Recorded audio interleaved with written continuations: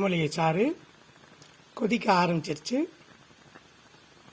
இந்த சாறு சுண்டுற வரைக்கும் நம்ம இந்த ஏரழிஞ்சல் மற்றும் முப்பிரண்டை சாறில் இது வேக வைக்கிறோம். அப்போ தான் அந்த ரசமணிக்கு அந்த உயிர் தன்மைகள் வரும். இல்லைன்னா வெறும் உலோகமாக தான் போயிடும்.